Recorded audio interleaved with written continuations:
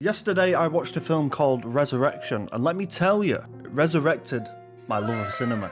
Like most films that I cover on this channel, I tend to go into them knowing very little about the film. I only get a sort of brief grasp on what sort of genre the film might be, given that I sort of focus mainly on thriller and horror films. So I knew that it was going to be, down that avenue of story, right? What I didn't expect was how emotional this film would make me. I knew I would be disturbed, intrigued, hopefully a little bit unsettled. But yeah, I did not expect to feel so emotional at the end of it. And I'll go into why and where that happened a little bit later on. But for now, let's just get into the beginning of this thing. Okay, so if you haven't heard of Resurrection, I'll give you a little taste of what the film's about. Rebecca Hall plays a woman called Margaret, or Maggie, who is pretty much just killing it in every aspect of her life. She's got a great job. She has a good relationship with her young daughter. She's also having an affair at work. She's just ticking all the boxes, man. Everything that we all want in life, she's ticking them all. But that idyllic life is threatened when somebody from Margaret's past ends up showing up in town. I really love stories like this. I love stories where either a person or an event from the past catches up with somebody and just begins to unravel their entire life. I love those situations. There's just so much room for drama in those sort of situations. Margaret is played by Rebecca Hall, and the first couple of minutes of the film are all about establishing her and her character and her life. The first 5-10 minutes are just a really unimpressive, visually sort of bland, day-to-day comings and goings of what Margaret gets up to. She goes to work. She absolutely kills it. She gets home. She has a laugh with her daughter. She goes back to work. She's killing it. Bang, bang, bang. She has an affair. That's also cool, apparently. She's just killing it. Every aspect of her life, her job, her relationships, she is killing it. And then, of course, what do? Classic narrative staple. Let's fucking intervene. Let's introduce some drama, okay? What I liked about that introductory sort of segment is even though that there are so many aspects of her life going right, you do get a sense that this wasn't always the case for Margaret. There's a sense underneath everything she does that it's almost meticulously planned. She's almost possessive over it, Because she is so possessive of this, very controlled routine that she has, it instills in you very early on, this woman's been through some stuff. And I really liked that about the writing in this. I thought they did a great job of telling us a lot without, just shoving it down our throats. Like, you could have had some dreadful expositional dialogue or, I don't know, like scenes with a therapist, something like that, being like, so how things been since the incident, there could have been something like that, but there wasn't. Instead, in showing this woman's life, in showing how this woman lives her life, even just simple things like the way she goes to work, the way she works out, all that stuff, it's doing that classic thing. It's showing, it's not telling. I got a lot of time for that. But amongst all the routine, the calculated calmness that Margaret's life seems to have, she's also living with a 17-year-old, soon to be 18-year-old.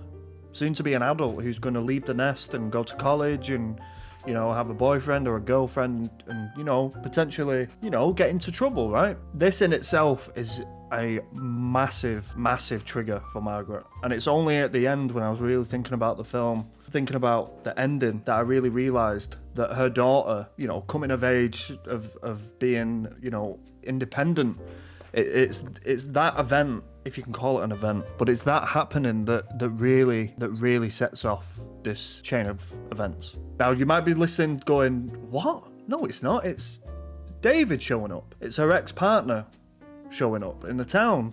Like, you see it in her when she sees him. She has a visceral physical reaction. She has a panic attack. She has to leave the conference that she's at and she runs down the street. And that's again just another instance where we see this like coping mechanism, because it's really clear that Margaret is trying to hold on to the control. Margaret has to be behind the wheel. Now, David showing up is completely circumstantial.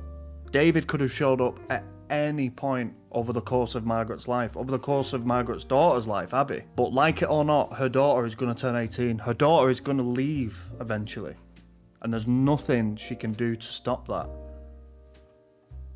Or is there? So Margaret sees David when she's at a work conference, and this immediately sets her off into this sort of catatonic, almost panic attack, and she ends up leaving. She ends up running straight home, barges into her daughter's bedroom and checks that she's okay. Now that is very telling. Her immediate response was to check that her daughter, that her only child, as far as we know, is safe. Her daughter plays it off, you know, like, Mum, what are you doing? Like, get out of here, I'm fine. I'm trying to play some Elder Scrolls. And as the weeks go by, her behaviour just becomes even more erratic. She becomes more controlling of Margaret. She stops going to work. She stops, you know, working out. She just becomes a mess of a person. Her entire life is just unravelling. The return of David. And the scene in which we find out who David really is and what actually happened 18 years ago is maybe some of the best acting I've seen in a film for I don't know how long. Rebecca Hall gives this mesmerising 8-minute monologue, completely unbroken, by the way, all in one take, and my heart was just in my mouth the whole time. I didn't know where the story was going. So just to wrap this story up, when Margaret was 18, she was away with her mum and dad, who were biologists, and they were in Canada somewhere, I believe. That's where she met David for the first time. David, who was also a biologist. David approached her, they got to chatting, and Margaret points out that David immediately knew what to do. He knew that he had to win over the parents. Now that, straight away, that just cries manipulative behaviour to me. I don't know about you guys. So after attacking the parents with generosity and compliments, probably, the four of them spend more and more time together until Margaret actually ends up leaving and moving in with David. And over those coming months, his praise and affection for Margaret very, very quickly turns into something much more sinister. And he has her doing what David coins kindnesses. Now, that's a mouthful. Now, these kindnesses could be anything from, you know, walking around town with no shoes on, like holding intricate yoga poses for no real reason. But it's very clear that this guy is an abuser. He's a manipulator. He's a controller. Now, when I heard that, my immediate thought was, hang on a minute.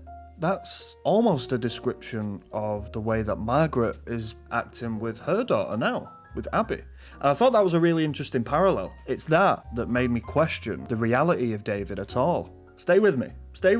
I think David is real. 100% David is a real person. When Margaret is telling the story of what happened and what finally drove Margaret to leave, in that Margaret got pregnant, she tried to stop the pregnancy, whatever that means. Margaret never really states how she tried to stop it. She ends up having the baby. David doesn't seem too happy about it, but I don't know, he just puts up with it, I guess. I don't know. Is it a kindness on his part? Who knows? One day, Margaret has to leave the house, and it's the first time she leaves her baby boy Ben with David, the father. And when she comes back, all that is left of Ben is some of his fingers.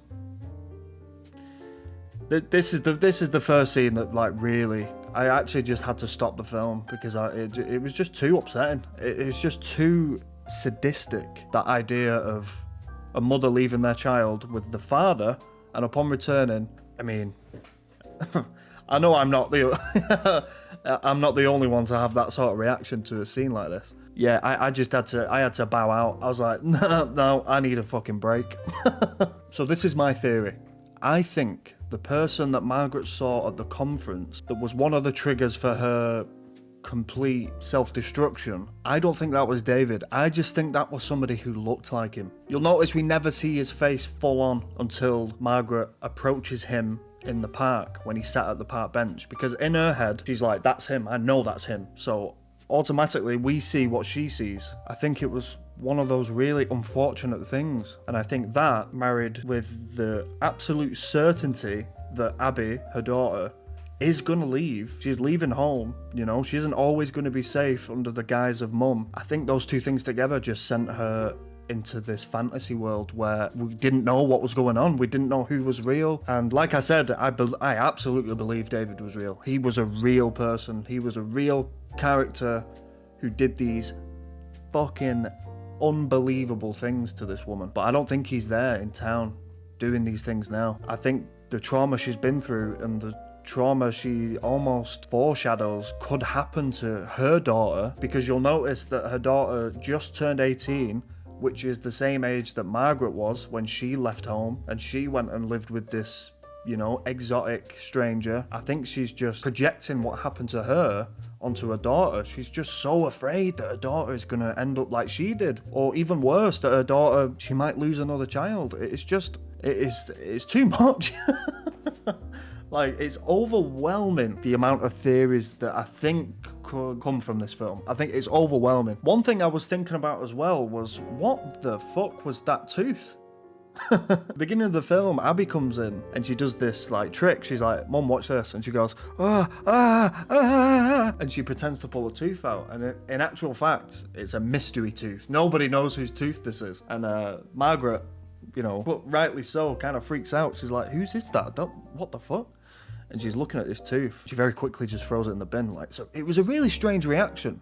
What did you guys think of that? Because I can't place that tooth. And I know that there's a shot of David when he's smiling at Margaret and he does that really creepy smile and he has a tooth missing. But how would they have got that tooth at the beginning of the film when Margaret hadn't met David again? How? Yeah, I don't know. Like, let me know what you thought of that, because I'm really just racking my brain trying to understand what that meant.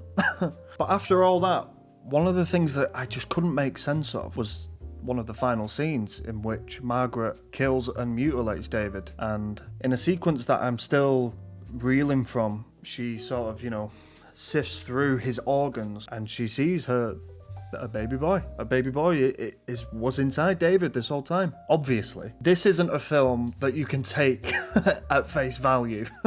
Last time I checked, men can't give birth, but I was really like racking my brains trying to, almost like Margaret, I was trying to incorporate some aspects of control to the narrative. What if Margaret at the end was actually giving birth? You'll notice about an hour into the film, you see that Margaret's looking in the mirror and she looks down at her chest and she has some like moisture, like just above one of her breasts, like she's producing milk. Like, obviously that is a sign of, you know, a woman being pregnant. And you'll notice as well that when she's telling this story to her co-worker, the story of David and what happened with their son, there is a key detail that completely slipped my mind until right this second. She says something like, "I was really stupid. I didn't realise that I was pregnant until about 5 months in." Now that is a long time. That is a really long time. I think it's worth noting that some women don't show, like, at all until the very end of the pregnancy, like 8 months. Some women are just, they remain tiny. Like, I'm not claiming to be an expert on, you know, on anything, but some women just do not show. So what if she was pregnant during the course of this film? What if, whilst going through this pregnancy that she wasn't even aware of, her hormones are just so strong that it's triggering this almost animalistic nurture inside her? What if she got pregnant from her co-worker and she just didn't know about it? And in the end, fantasy plays out that she's killing David, and in killing David, she's released from him, as is her new baby, that in a way I think Margaret thinks could replace her first baby, Ben, who isn't around anymore and hasn't been around for 18 years. And I think that final scene that we see where Margaret is sat in bed holding a new baby boy and she passes him over to Abby and Abby says, "I'm not afraid anymore, Mum." And Margaret smiles really genuinely and it's like beautiful. But then you hear the music coming in and Margaret's face changes ever so slightly. And you can see the fear in her again. She's got the fear again. She thought it would be different again this time. Just like she did with Abby. She's got that fear. David never came back to town. She didn't kill him and she isn't free from him. And I think that is the biggest tragedy of this story, is that she isn't free. It's a really difficult film to watch, but a really powerful film. Like, it really fucked me up. Like, genuinely. And I don't think it's just because I'm a father myself. I think that probably has a lot to do with it, but there's a lot to take in, and there's so much you could talk about. Like, I am just fucking, like, but that's my main theory, is that David wasn't there. She saw somebody who looked like David. Whose fucking tooth was that? How did it get there? There's a possibility that Margaret was pregnant during the events of the film. Now, I understand that people might hear me say that and go, "Oh, what, you fucking, oh, what, just because a woman has to be pregnant to be acting out of the ordinary? Like, fuck you, you pig." Like, I don't mean that, but it's a possibility, right? It's a possibility, you know, hormones. It's a possibility, man. Like I said, I'm not an expert. I'm not a biologist. You know who was? 3 major characters in this story. Think about it. Listen, thank you so much for watching. I really appreciate it. I hope you enjoyed the video. If you did, consider subscribing. Helps the channel out. And it sort of eggs me on to make more videos. So, I hope you have a good one, and I'll see you next time. Bye-bye.